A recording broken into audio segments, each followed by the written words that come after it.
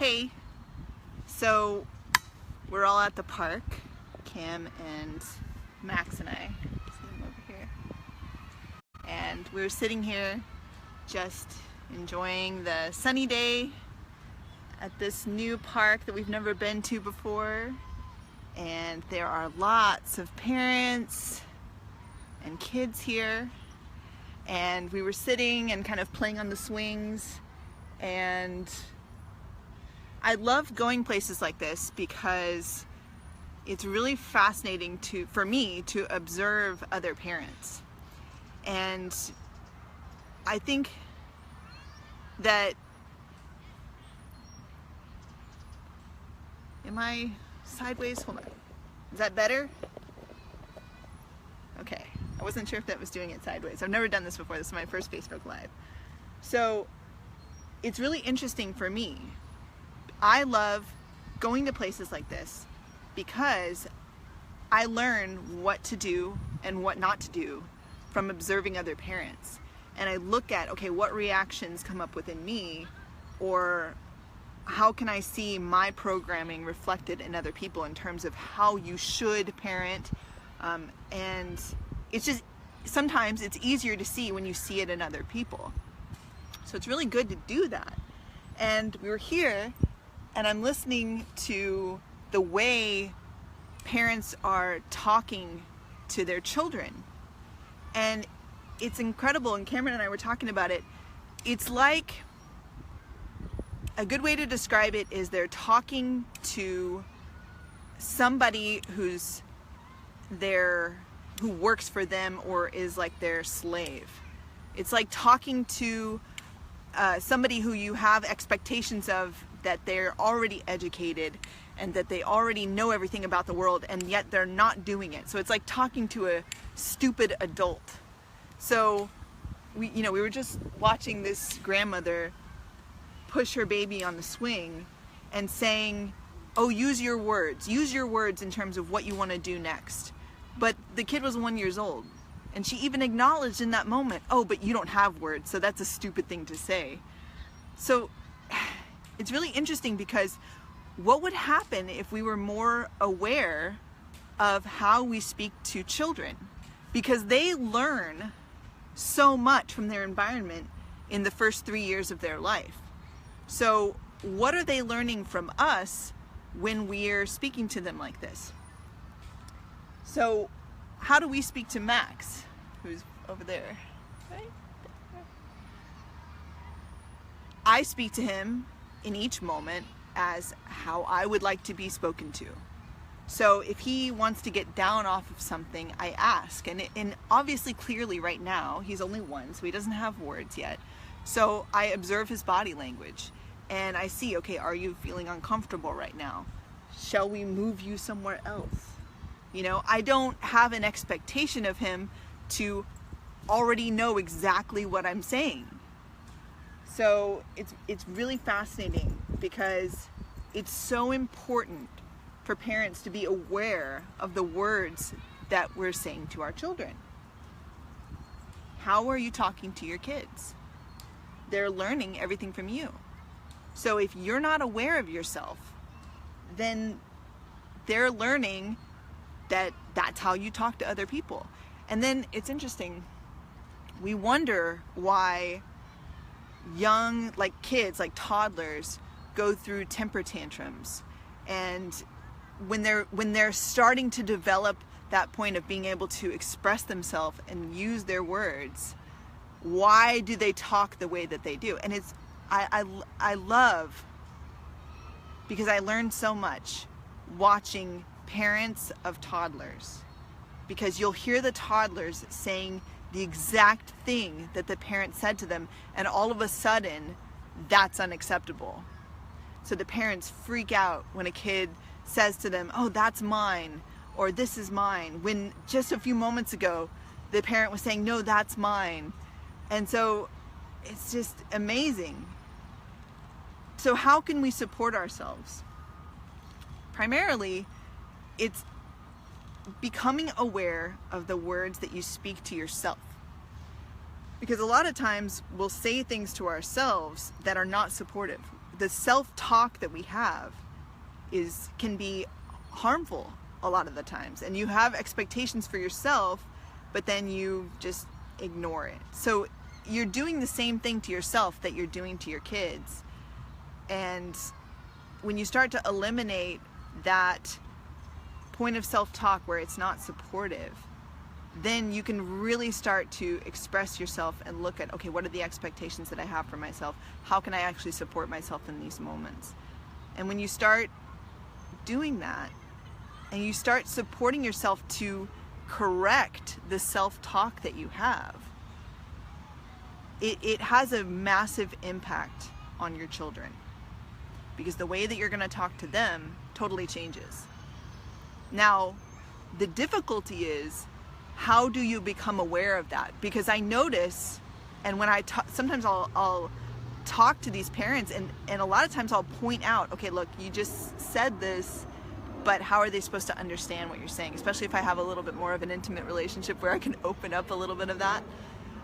And it's like I wasn't even aware that I said that to them. I was not even aware that I was talking that way. What are you talking about? So how do you become more aware of the words that you're saying to your kids? Well, you have to look at, okay, what are all of the words in my vocabulary? How do I start to become aware of these things? Because a lot of it's just automated. A lot of it is just a program running. So you'll be like, why did I just say that? That doesn't make any sense. So the only way to start becoming aware of that is to start to look at, how do I speak? What am I saying? And that's not, it seems like, I think for a lot of people, when you're looking at that, it seems like that's such a big project that takes up all of my time. Why would I start focusing on that? But it totally changes your life to start to become aware of the words that you're thinking and that you're speaking. It completely changes the dynamic in terms of your relationships, all of them, and it makes you a better parent.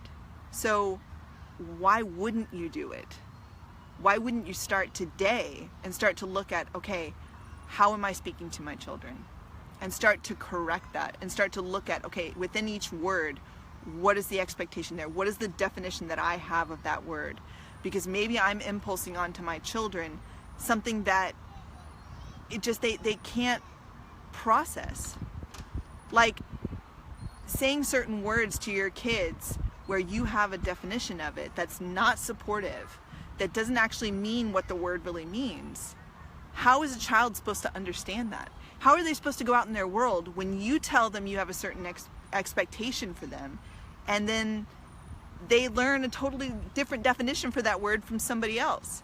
So there's so much difficulty within the way that we're communicating with each other. We're not on the same level with each other. So we can't even really have clear communication. And then we're teaching that broken form of communication to our children. And we're even impulsing the stress and anxiety to our kids. Like, I'm gonna show you right here. The sun's in my eyes.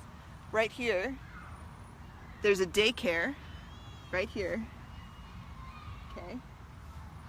And so any of you parents who have your kids in daycare, it's good to observe daycares that are going on when you're not around, right? Because here this woman, just 5 minutes ago or 10 minutes ago before I started this, was yelling at those children. And she even grabbed one of the kids and dragged them across the playground. And these are little tiny kids. I don't know if you can see, you probably can't see, but they're all toddler, pre-verbal. And here they have their daycare worker screaming at them and dragging them. And of course there's no video cameras around, so no one's gonna ever know about that. And the children can't communicate that to their parents because they're pre-verbal. And this is where they're learning that from. Now, it's not to get angry at the daycare worker, because I guarantee you they were educated that same way by their parents and by the daycare workers that they had, right? And to be honest, if you're staying at home with your kids, which is I highly recommend, because you can have that one-on-one time with them, but you're doing the same thing that she's doing, it's creating the same scenario. And it's really hard, because how is a parent supposed to develop trust with their child if you're screaming and yelling? So I know it's hard, because I have this point where I was talking to another parent about, like, what would happen if we stopped yelling at our kids? Like, what if we said yelling and hitting my kids and being aggressive with them is just not an option? And we made that commitment within ourselves. It's not an option, on the same level that, murdering your child is not an option. What if that hitting and yelling at them was absolutely not an option? What kind of parent could you be then? What would you have to be creative within yourself to be like, okay, I need to come up with other solutions, because I can't scream at my kids and I can't yell at them. So, imagine, maybe you can't even imagine yet, but when you put yourself in that space, it's like, oh man, I've really got to be creative with the way that I parent now. I've really got to be creative with the way that I communicate with my child, and start that from the moment they're born, right? So what would happen if you did that? What would happen if you could put your kid in a situation, maybe you can't stay at home, but maybe you could put them in an environment where the daycare workers or the people that were there and guiding your young child had that commitment within themselves. I absolutely cannot yell at these children. I cannot drag them across the playground. Imagine the environment, imagine the self-confidence that's developed in a child when they do that. It's a lot of us can't even imagine it, because we never experienced something like that. And it's so crucial, because in the first 3 years of a child's life, a lot of times people say in the first 7 years a lot of the character and the personality of a child is set, but in the first 3 years, that's where they learn a lot of their programming, a lot of the automated behaviors. So you can't wait. Look at these kids just crying and sitting at the fence over here. I don't know if you can see, but there's these two kids just sitting and screaming and pulling at the fence. And there's no one there to support them, because this daycare worker is having to take care. There's, let's see, 1, 2, 3, 4, 5, 6. There are 12 kids over there right now for one person. Can you imagine having 12 kids in your house right now? What that would be like? And how, in a moment, if you're not dealing with the stuff self-aware and you're not really looking at that, how you would react? Because if that stuff is just automated within you, to automatically yell at them and automatically scream, or automatically just drag them when you get frustrated, that stuff just comes up. You don't have the space or the time to just really, sit and breathe, because you've got another kid over here fighting or arguing or doing something that you need to protect them from. So that's the challenge in those types of environments. They're just not physically set up to support every child effectively. And, we can sit and argue about that all day, because I know that's a big, it's a big thing that people want to argue about, because a lot of us are in situations where we feel like we can't be with our kids all the time, or we're working or something like that. And it's like, that's a really shitty situation. But when you decide to have, and this is going to be controversial, but this is just my perspective, when you make that commitment to have a child, it's like you're driven to do everything that you can to support them to grow up to be even better than you, to have an environment that's even better than what you had. And a lot of times we'll compromise, and you're compromising. I know I'm compromising if I were to make those decisions. And it's like, what if we didn't have to compromise? What would that look like? What if we really could provide the very best environment for our kids? Now, I'm not saying you have to do that today, but what if you started to ask yourself that question in those moments where you can feel the compromise? Because I guarantee mothers can feel this. Like, you can tell, okay, something's not right in this scenario. Something is not okay, But people will convince you, oh, no, it's fine, it's normal, right? Like putting your kid in a situation where they literally have one caretaker taking care of 20 kids. It's like, you can tell they're not going to get the attention they need. And, you know, people ask, oh, well, how are they going to socialize? It's really fascinating because we're home with Max, who's now right here. Hey, cutie. And people ask us, well, how are you expecting to socialize? Because we're going to be with him and supporting him. And it's amazing to me how social he is. I mean, we went to a store yesterday, and one of the ladies came up to me to kind of help me find stuff, and he grabbed out to her, and she was like, oh man, he's so cute, and she held him, and he did not feel nervous at all. In fact, he was so like enjoying touching her face and just being with her that he didn't want to come back to me right away, you know? And so we just walked around the store together, and she was holding him.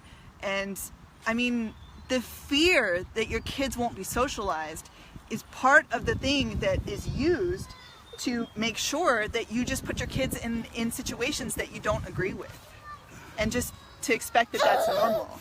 Hi. Hello. What's that? Who's that? Is that you? Is that Max? Hi. So, and also it's the subtle things that you have to notice for your child. Like, I know Max is getting sleepy right now. I can tell. So I could force him to stay in this environment. I could force him to just do what I say. But it's like when you have that one-on-one time with your kids, and you've made the commitment of, okay, I'm going to do everything I can to support their environment. I'm not going to yell, and I'm not going to hit, and I'm not going to physically force them to do anything. Then you can see, okay, well, we got here maybe 20 minutes ago, but we can leave now. You know, we can go where he needs to go, especially during that time when he's pre-verbal, can't communicate otherwise. And think about it, those kids in that daycare can't do that. If one of them gets sleepy, the daycare worker can't take that kid into an environment that works best for them. So why don't we start looking at how can we make lives better for our kids? How can we make the environment better? Especially in those first 3 years, because they're learning so much during that time. So that's all I have for today, because Max needs to go home now and get some sleep. So yeah, okay, have a good day, everybody.